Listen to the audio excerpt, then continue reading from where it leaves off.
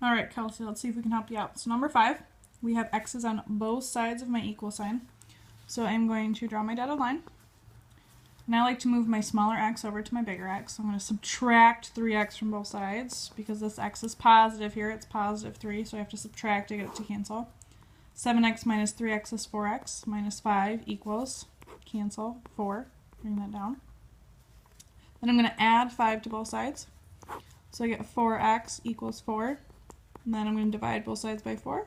So I get x equals 1. Okay. If at any time during these you kind of know what you're doing after a certain step, pause it and keep going, okay?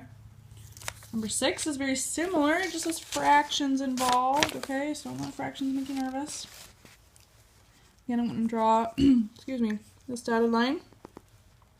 Okay. I see 7/10 y and 3/5 y. So it doesn't really matter which one you move. I'll move the 3/5 y over.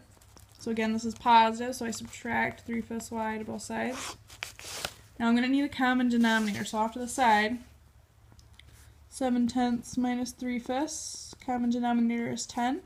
So 7/10 minus 6/10 is going to be 1/10 y, minus 1/5 equals 6/5. So I brought that down, and this canceled, remember, that was the whole point in doing this. I'm going to give myself some more room here.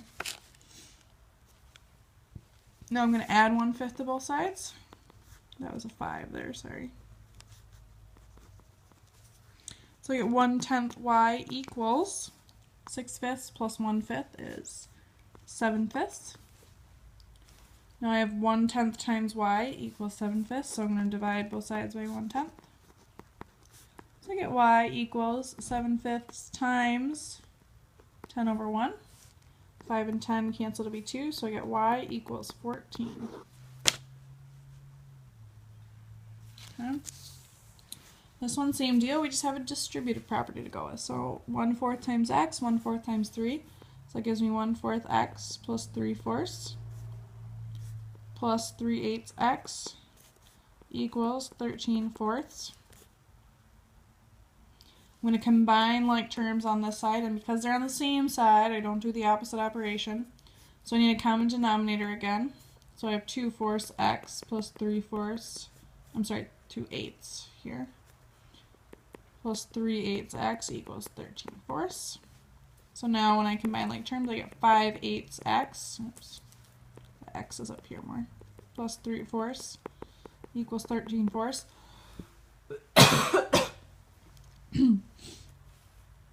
Subtract 3/4. I get 5/8 x equals 10/4 because it already has a common denominator. I can either divide or multiply by the reciprocal.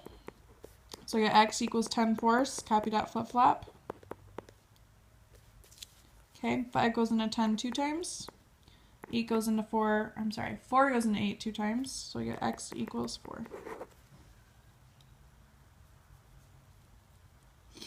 Okay, so 24 says the perimeter of an equilateral triangle is 6 3/4.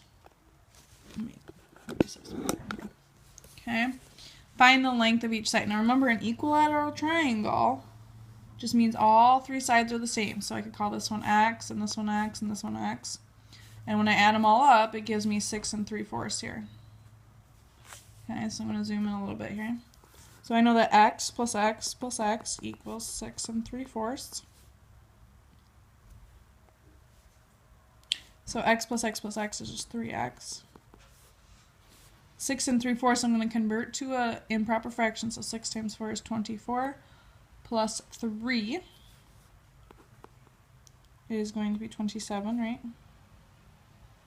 I'm going to divide both sides by 3, which is really over 1, so I have to do copy dot flip flop.